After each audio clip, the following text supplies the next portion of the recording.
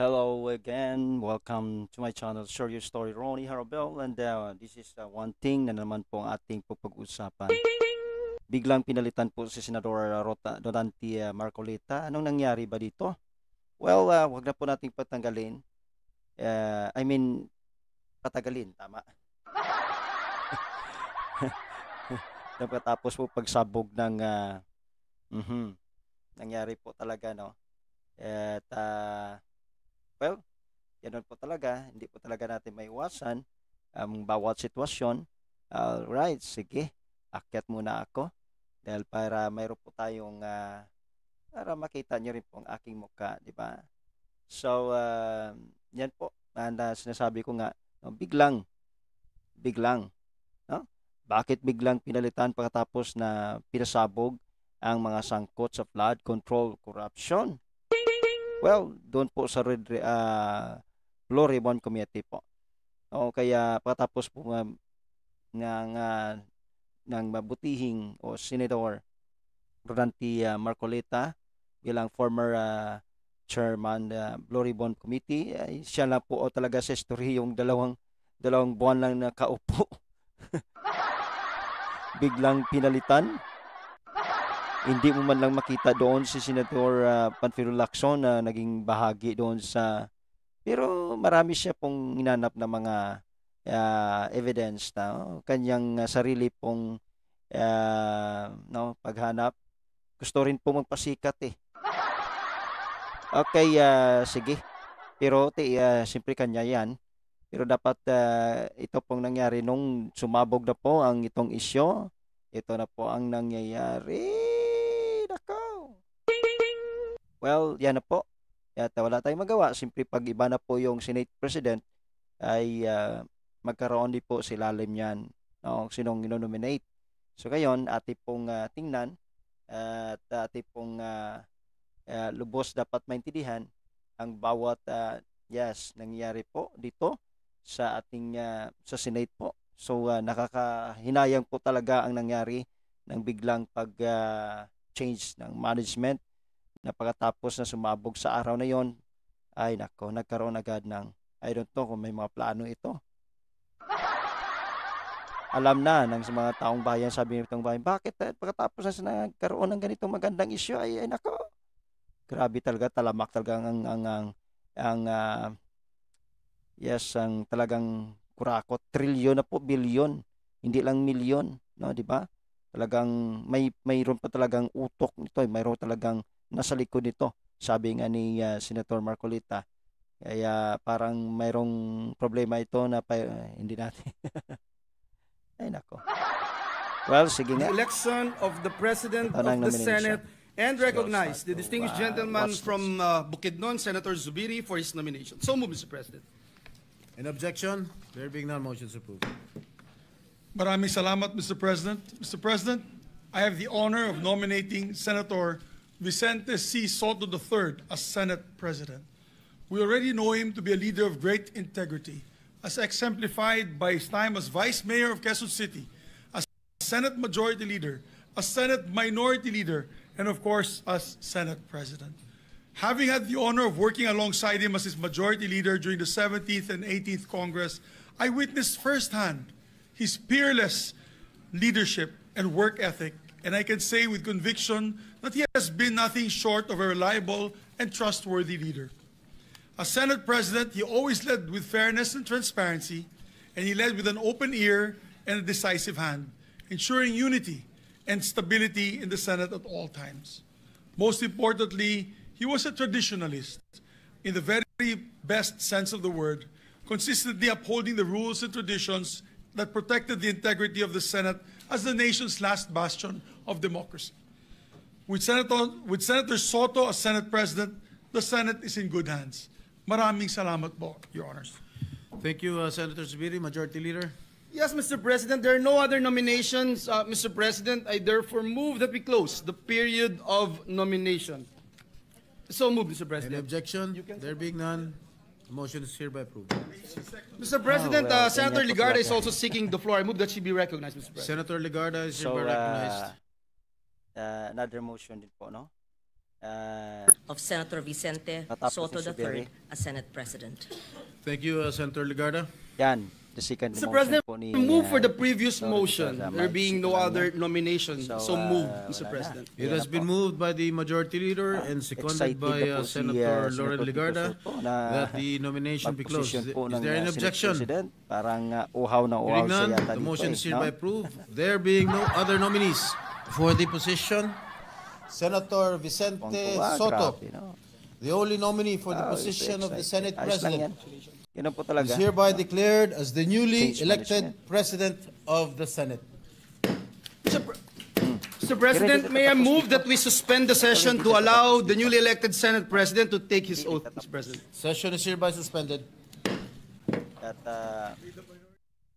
yan ito pong kanilang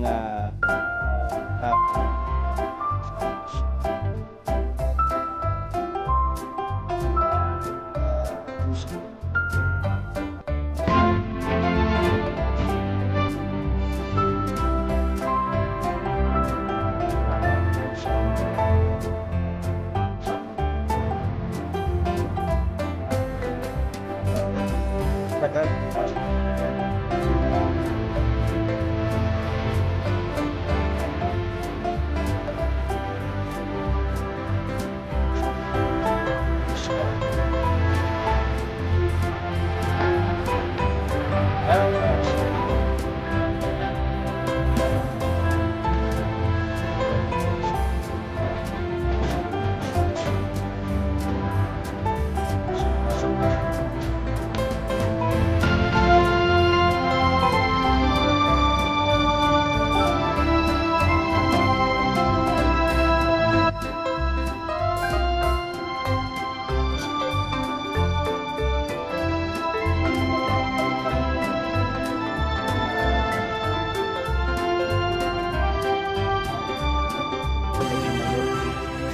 Siyempre, pila na lang po sila.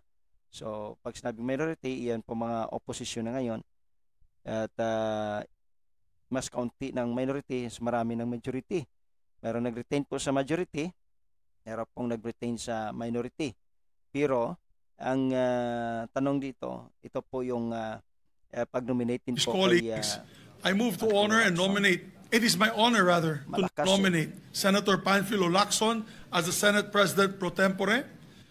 We need in the Senate leadership a man of courage, integrity, and loyalty, embodied best by no other than Senator Panfilo Ping Lacson.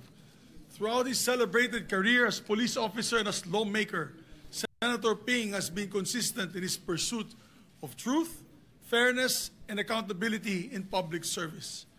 He has married his background as Chief of the Philippine National Police with his lawmaking duties, ensuring that our public officers are always held accountable Excited for ni si and to the people. Senator Panfilo. And if you want to know more about him, you can watch his Dati movie, nakita ko lang siyang 10,000 na lagi nakasama ngayon ang galing ang ganda ng kanyang As Senate President pro tempore, Mr. President, we trust that he will be instrumental in upholding the integrity of the Senate and fostering a stronger environment of trust in all our public institutions.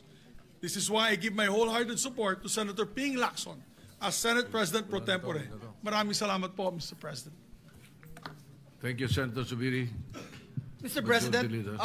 there being no other nomination, I move to close the Yan, period. sinundan pa nominate The Deputy Minority Leader, Senator Risa Second, Ontiveros, is motion seeking the to floor. I move that she be the, recognized, Mr. President. Senator Risa Senator, Ontiveros is recognized. Salamat po, Mr. President. Yeah. With pride and respect, I second the nomination of Senator my late Hontiveros husband's pala, no? former Chief PNP and my respected colleague in the minority as Ganun talaga. Senate President Simple pro yan. tempore. Salamat po, Mr. President. Naging parte na rin siya ng Thank you. majority. No? Senator Parang Lorel nabuhayan Legarda is yata si recognized. Senator Risa Ontiveros. Mr. President, At distinguished colleagues, parang kawawa siya. ang tama ay ipaglaban, At ang mali sinundan din ay po ni labanan. Senator These Laurel words Legarda. capture the essence of Senator Panfilo Ping Lacson's Para public i-nominate. service. They are not Kaya, mere slogans, but a wala na. creed he has lived by in So, more than 50 years of public service as a police officer, humanitarian, and legislator.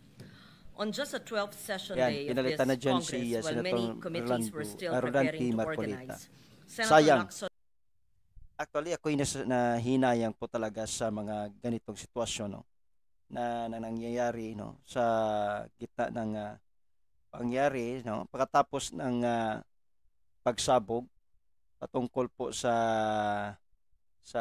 nangyari po sa ating mga tawag nito. Ay nako. Parang hindi ko malubos maisip po talaga, no, na ano ko mag-isip kung ano po dito talagang nangyari, no, sa mga ganitong sitwasyon. At bigla po talaga ang mga bagay at hindi ko rin mo pumunawaan po talaga sa aking isipan kung bakit biglang ganito, no, na nagkapalitan.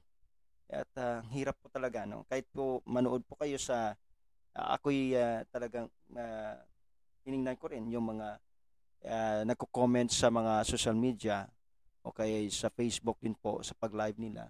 Talagang grabe. Ang halos po ang mga Filipino, no? Kahit po ako dapat po ibalik po si Senator Rodante Marcolita po sa posisyon ng Blue Ribbon. Hindi ko naman po sinasabi na wala magagawa po si Senator Panfilo Lacson.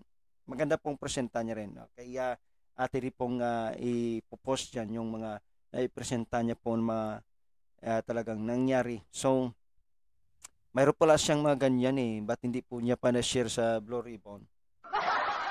Talagang may plano po siya talaga Ay, nako. Sige lang, ganun po talaga. No, at sige, tingnan natin, no. We will sana po maging successful din siya sa kanyang gagawin kasi parang iba kanyang tono na hindi po nagagandahan po talaga mga Filipino. Kahit po mga kasama niya, mga senador. Siyempre kasama niya po okay, pero iba okay, kahit pa ako I'm not I'm not interesting po. Pero let's see po, tingnan natin kung ano po talagang kanyang magagawa dito sa flood control budget ng corruption. Sige, ito na po at dito na lang po tayo. This is your story, Ronnie Harbel, and please subscribe to my channel. Then paki-like na lang po, and then you can comment anything that you wanted to as long sa video. I'm gonna respect your whatever your comments.